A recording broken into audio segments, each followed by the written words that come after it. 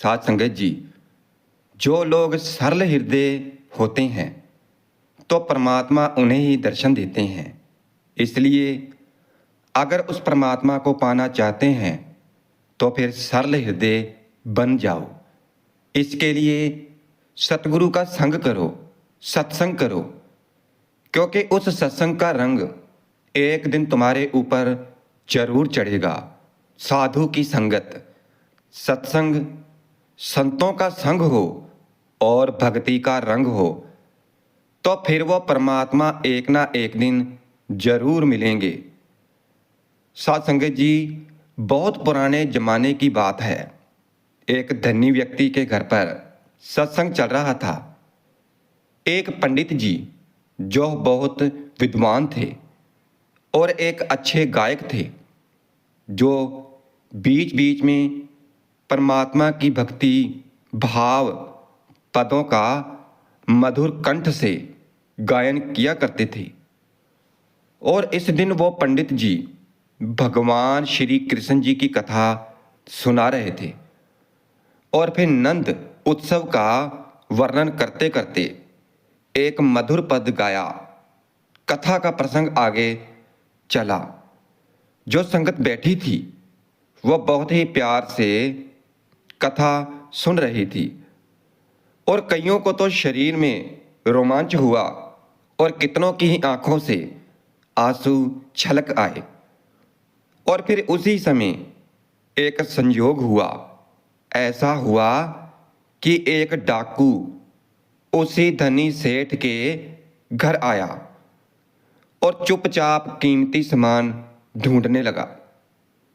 मगर भगवान की लीला कुछ ऐसी थी कि बहुत देर प्रयास करने पर भी उसके हाथ कुछ नहीं लगा और वह जिस समय कुछ मिल जाए तो इसके लिए इधर उधर ढूंढ रहा था।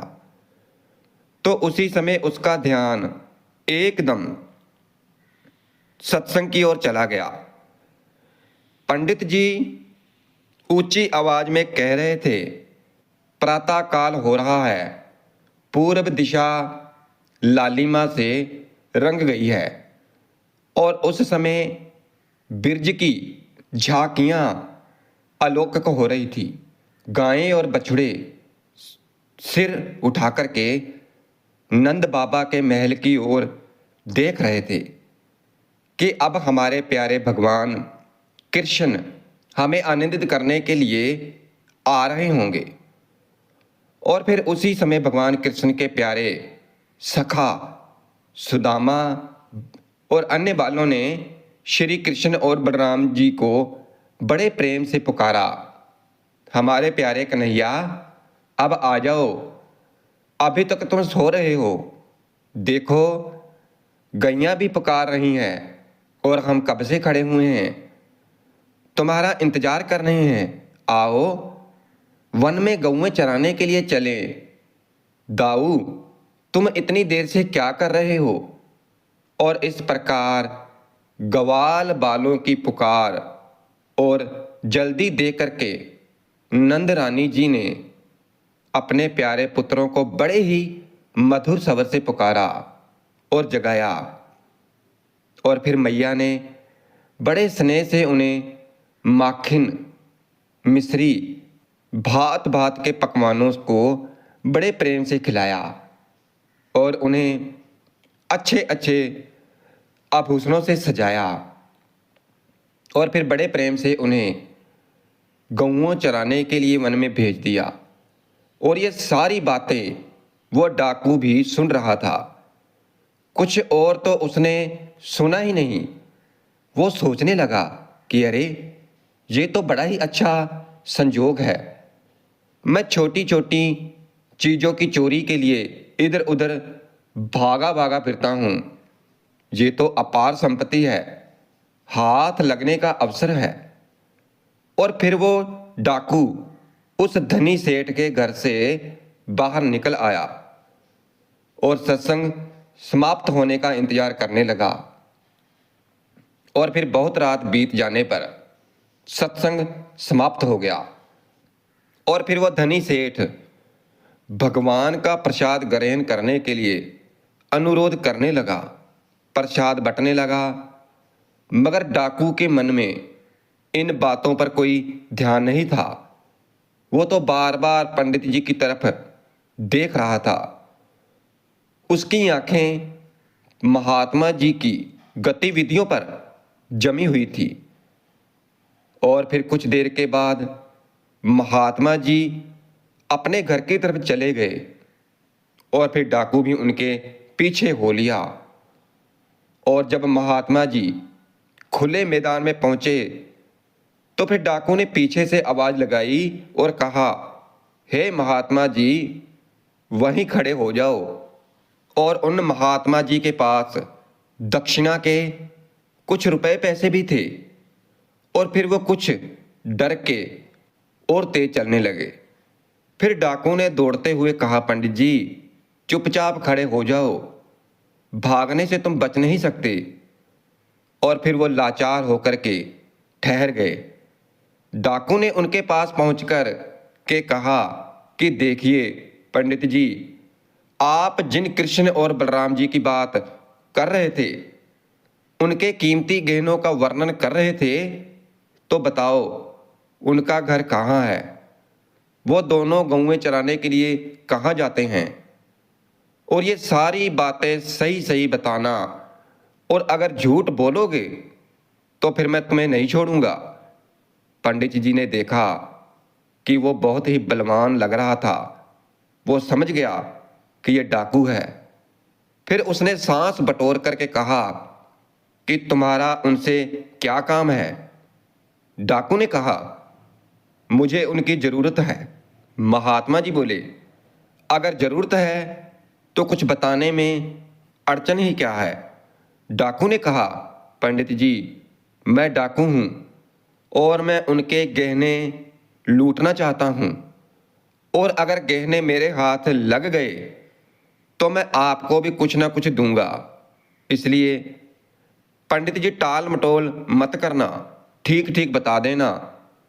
फिर पंडित जी समझ गए कि यह तो डाकू बड़ा ही मूर्ख है। फिर उन्होंने कुछ हिम्मत करके कहा, तो इसमें डर किस बात का? मैं तुम्हें सब कुछ बता दूंगा, मगर यहां रास्ते में मेरे पास कोई पुस्तक नहीं है। मेरे घर पर चलो, पुस्तक देख करके तुम्हें सब ठीक ठीक समझा दूंगा। फिर डाकू उनके साथ साथ चलने लगा। घर पहुंचकर महात्मा जी ने किसी से कुछ नहीं कहा। एक पुस्तक बाहर निकाली और वह डाकू को भगवान कृष्ण और बलराम रूप मधुरी सुनाने लगे। उन्होंने कहा कि श्री कृष्ण और बलराम के चरणों में सोने के मंद मंद निकुल है, जो अपने रुनझुन धुन से सबके मन मोह लेते हैं। श्याम वर्ण के श्री कृष्ण पंत वर्ण का और गौर वर्ण के बलराम नील वर्ण का वस्त्र धारण करते हैं। दोनों की कमर में बहुमूल्य मोतियों से जड़ी सोने की करदनी शोभायमान होती है। अमूल्य मोतियों से जड़ी सोने की करदनी शोभायमान होती है। गले में हीरे जवाहरात के स्वर्ण अनुभव शोभायमान होते हैं। कलाइयों में रत्न जड़ित सोने के कंगन हैं। कानों में मणि कंडल है। सिर पर अनमोल मनोहर जोड़ा है। घुंघराले काले काले बाल हैं। ललाट पर कस्तूरी का तिलक है और होठों पर मंद मंद मुस्कान है। आंखों में आनंद और प्रेम की वर्षा हो रही है। श्री कृष्ण अपने कर कमलों में सोने की बंसी लिए हुए हैं, उसे होठों में लगाए रहते हैं। उनकी अंग कांति के सामने करोड़ों सूर्य की कोई गिनती नहीं है। रंग बिरंगे सुंदर सुगंधित पुष्पों की माला, तोते सी नुकेली नासिका, कुंद बीज के समान श्वेत दांतों की दंतनी बड़ी ही शोभायमान रूप बिखेरती है। बाके बिहारी श्री कृष्ण जी जब अपनी बांसुरी से राधे राधे के मधुर तान छेड़ते हैं तो बड़े बड़े ज्ञानी अपनी समाधि से पिंड छोड़कर उसे सुनने के लिए दौड़ आते हैं। जमुना के तट पर वृंदावन में कदम बिरज के नीचे उनके दर्शन मिलते हैं। बंसाली श्री कृष्ण और हलदारी श्री कृष्ण। डाकू ने पूछा, अच्छा पंडित जी, सभी गहने मिलाकर के कितने रुपए के होंगे? फिर पंडित जी ने कहा, इसकी कोई गिनती नहीं, करोड़ों अरबों से भी ज्यादा। फिर डाकू ने कहा, तब क्या, जितने गहनों के आपने नाम लिए हैं उससे भी अधिक? पंडित जी ने कहा, और क्या, संसार की समस्त संपत्ति एक तरफ और कष्टमणि एक तरफ, और फिर भी कोई तुलना नहीं। फिर डाकू ने आनंद से गदगद होकर के कहा, ठीक है पंडित जी। पंडित जी ने कहा, वो मरी जिस स्थान पर रहती है सूरज के समान वहां पर प्रकट हो जाता है, वहां अंधेरा रह ही नहीं सकता। वैसा रतन पृथ्वी में और है ही नहीं। डाकू ने कहा, तब तो उसकी कीमत बहुत ज्यादा होगी। पंडित जी ने कहा, और क्या? तभी डाकू ने कहा, पंडित जी, मुझे किस ओर जाना चाहिए? पंडित जी ने सारी बातें उसे दोबारा समझाई। डाकू ने कहा, देखिए पंडित जी, मैं शीघ्र ही आकर आपको कुछ ना कुछ जरूर दूंगा। यहां से ज्यादा दूर तो नहीं है ना, मैं एक ही रात में वहां पहुंच जाऊंगा। और एक बात और बताओ, क्या वो रोज ही गौएं चराने जाते हैं? पंडित जी ने कहा, हाँ। डाकू ने कहा, कब जाते हैं? पंडित जी ने कहा, ठीक प्रातःकाल, उस समय थोड़ा थोड़ा अंधेरा भी होता है। डाकू ने कहा, ठीक है महात्मा जी, मैं सब कुछ समझ गया। आप मुझे ये बताइए कि किस तरफ जाना है? महात्मा जी ने कहा, बराबर उत्तर की ओर चले जाओ। फिर डाकू वहां से चल पड़ा और फिर महात्मा जी मन ही मन हंसने लगे कि देखो ये कितना मूर्ख है। थोड़ी देर के बाद उन्हें ये चिता कि ये मूर्ख 2-4 दिन तो ढूंढने का प्रयत्न करेगा और फिर कहीं लौट करके ये मुझ पर अत्याचार करने ना लग जाए। किंतु ये तो बड़ा विश्वासी है, लौट कर आएगा तो एक और रास्ता बता दूंगा। ये 2-4 दिन इधर उधर भटकेगा और तब तक मैं कथा समाप्त करके यहाँ से कहीं और चला जाऊंगा। इस गांव को छोड़ने का और भी उपाय है। ये सोच करके पंडित जी निश्चिंत हो गए। डाकू अपने घर गया। उसकी भूख प्यास नींद सब उड़ गई। वह दिन रात उन गहनों के बारे में सोचता। चमकीले गहनों से लदे दोनों बालक उसकी आंखों के सामने बार बार आते रहते। डाकू के मन में सिर्फ एक ही धुन सवार थी, उन बालकों को ढूंढने की। और फिर अंधेरा हुआ। डाकू ने लाठी उठाई और वह उत्तर दिशा की तरफ चल पड़ा। वह उत्तर दिशा भी उसकी अपनी ही धुन की थी। दूसरों को देखने में शायद वो दक्षिण की तरफ जा रहा था। उसे इस बात का पता ही नहीं था कि उसके पैर धरती पर पड़ रहे हैं जहाँ कांटों पर। और फिर चलते चलते वो एक स्थान पर पहुंच गया। डाकू की आंख खुली। उसने देखा ये तो एक बड़ा ही सुंदर हरा भरा वन है। एक नदी बह रही है। उसने सोचा और निश्चय किया ये तो वही स्थान है, लेकिन वो कुतुम्ब का पेड़ कहाँ है? डाकू बड़ी सावधानी के साथ एक एक पेड़ के पास जाकर के कदम को पहचानने की चेष्टा करने लगा। और फिर आखिर में उसे वहां पर एक कदम का पेड़ मिल ही गया। और अब उसके आनंद की सीमा न रही। उसने संतोष की सांस ली और आसपास आंखें दौड़ाई तो एक छोटा सा पर्वत, घना जंगल और गौएं के चरने के मैदान भी था। मगर डाकू के मन में केवल एक ही विचार चल रहा था कि कब सवेरा हो और कब अपना काम करे। और वह इंतजार करता रहा और सोचता रहा कि सवेरा होने में अभी कितनी देर है। जैसे जैसे रात बीतती जा रही थी, त्यों त्यों उसकी चिंता, उसकी उत्तेजना, उसकी व्याकुलता बढ़ती जा रही थी। वो कदम के पेड़ पर चढ़ गया और देखने लगा कि किस ओर से उजाला तो नहीं आ रहा, कहीं से बंसी की आवाज़ तो नहीं आ रही। वो सोचने लगा कि जो ही मैं बंसी की आवाज़ सुनूंगा तो मैं टूट पड़ूंगा उन बालकों पर। फिर वो सवेरा होने का इंतजार करने लगा और फिर वो पेड़ से उतर करके जमीन पर आ गया, मगर बंसी की आवाज़ उसे सुनाई न पड़ी और वह फिर से पेड़ पर चढ़ गया। वहां भी किसी भी प्रकार की आवाज़ सुनाई नहीं पड़ रही थी। उसका हृदय मानो क्षण क्षण फूटता जा रहा था। कभी कभी तो उसका हृदय बीरे से भर उठता, परंतु ये क्या, उसकी आशा पूर्ण हो गई तो दूर, बहुत दूर बंसी की सुरीली सुर लहरा रही थी। फिर वृक्ष से कूद पड़ा और ये तो बांसुरी की ही आवाज़ है और ये स्वर तो और भी पास आता जा रहा है। फिर डाकू आनंद के आवेश में अपनी सुध बुध खो बैठा और मूर्छित होकर के वहीं धरती पर गिर पड़ा और फिर कुछ ही क्षणों में उसकी बेहोशी दूर हो गई। आंखें खुली और वह उठकर खड़ा हो गया और देखा कि पास ही जंगल में एक शीतल प्रकाश चारों ओर फैल रहा है और उस मनोहर प्रकाश में दो सुंदर बालक अपने अंगों की अलौकिक छटा बिखेर रहे थे। ग्वाले और गौएं उनके आगे आगे दूर दूर गए हैं।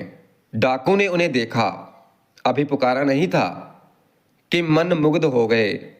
कितने सुंदर चेहरे हैं बालकों के, उनकी आंखों से अमृत बरस रहा था और उनके अंग अंग तो बहुमूल्य आभूषणों से भरे हुए थे।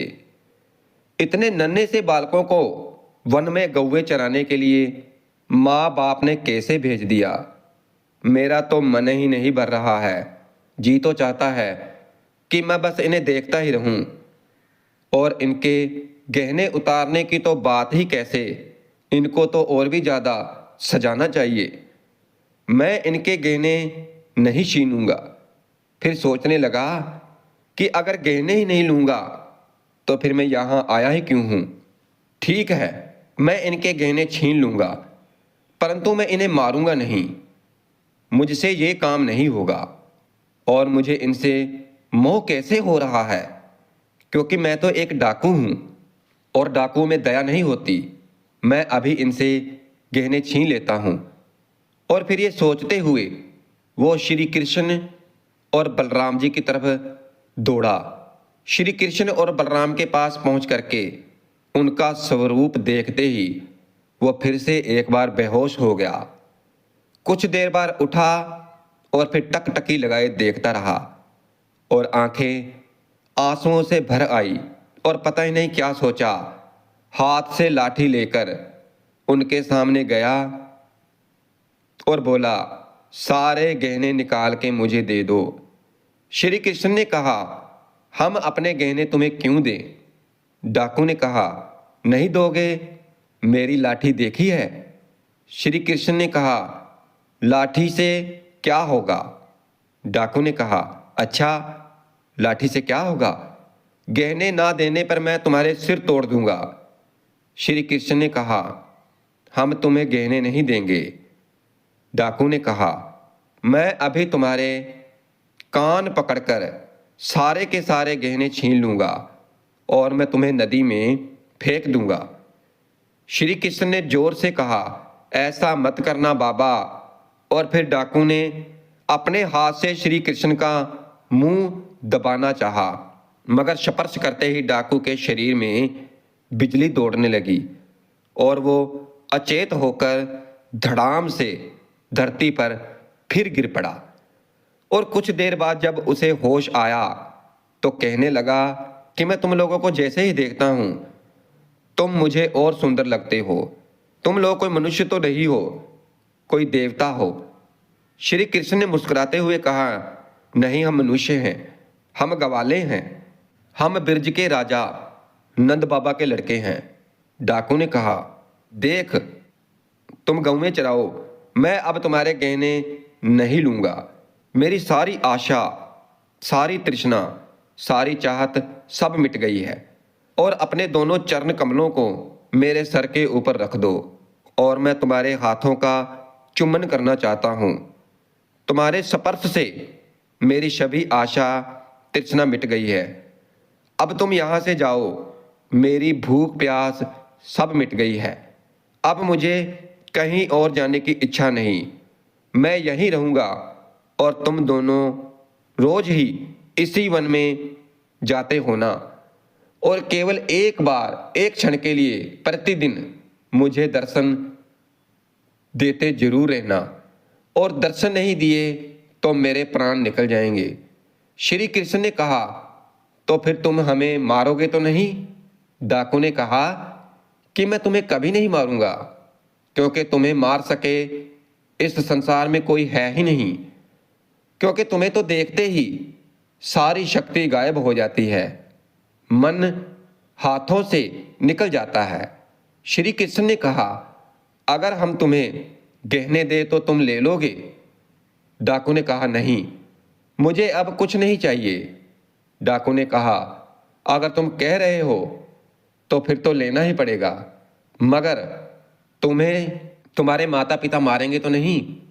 श्री कृष्ण ने कहा, नहीं नहीं, हम तो राजकुमार हैं, हमारे पास ऐसे बहुत गहने हैं।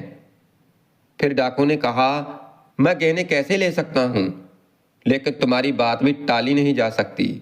सच बताना, क्या तुम्हारे पास बहुत सारे गहने हैं? श्री कृष्ण ने कहा, हाँ, हमारे पास बहुत गहने हैं, तुम इन गहने को ले जाओ। फिर भगवान श्री कृष्ण ने अपने शरीर से गहने उतारकर उस डाकू को दे दिए। डाकू ने कहा, तुम मेरा दुपट्टा ले लो और इसमें अपने हाथ से डाल दो। डाकू ने कहा, देखो लल्ला, नहीं, तुम मुझे ये गहने बेमन से तो नहीं दे रहे हो? श्री कृष्ण ने कहा, बेमन की कोई बात नहीं, तुम फिर आना, हम तुम्हें और गहने देंगे। फिर डाकू ने गहनों की पोटली हाथ में ली और कहा, भाई, मैं कल फिर आऊँगा, तुम मुझे और भी गहने दोगे ना? और गहने चाहे देना चाहे मत देना, मगर दर्शन जरूर देना। श्री कृष्ण ने कहा, अवश्य देंगे, गहने भी देंगे और दर्शन भी देंगे। डाकू गहने लेकर अपने घर की ओर रवाना हो गया। डाकू आनंद में डूबा हुआ अपने घर पहुंचा और फिर दूसरे दिन रात्रि के समय महात्मा जी के पास पहुंच गया और सारा का सारा वृतांत कह सुनाया। गहने की पोटली उनके सामने रख दी। बोला, देखिए महात्मा जी, कितने गहने लाया हूं, आप की जितनी इच्छा हो ले लीजिए। और महात्मा जी, उन्होंने और भी गहने देने का वादा किया है। और फिर महात्मा जी ये देखकर और सुनकर चकित हो गए। फिर उन्होंने कहा कि मैंने जिनकी कथा कही थी ना, क्या उनके गहने लाए हो? डाकू बोला, और नहीं तो क्या, देखिए ये सोने की बंसी है, ये सिर का सहन चूड़ामणि है। और पंडित जी देखकर हक्के बक्के रह गए। बहुत सोचा, बहुत विचार किया, मगर वो किसी निर्णय पर नहीं पहुंचे। जो आनंदी है, पुरुषोत्तम है, बड़े बड़े जोगी सारे जगत को तिनके के समान त्याग करके, भूख प्यास नींद की उपेक्षा करके बहुत मुश्किल से दर्शन कर पाते हैं, और उन्हें ये डाकू देख आया, उनके गहने ले आया। ये तो असंभव है, ऐसा तो हो ही नहीं सकता। मगर क्या ये चूड़ामणि, ये बांसुरी, ये गहने सभी तो अलौकिक हैं, इसे ये सब कहाँ से मिल गए? कुछ समझ में नहीं आ रहा। थोड़ी देर ठहर करके महात्मा जी ने कहा कि क्या भाई तुम मुझे उनके दर्शन करा सकते हो?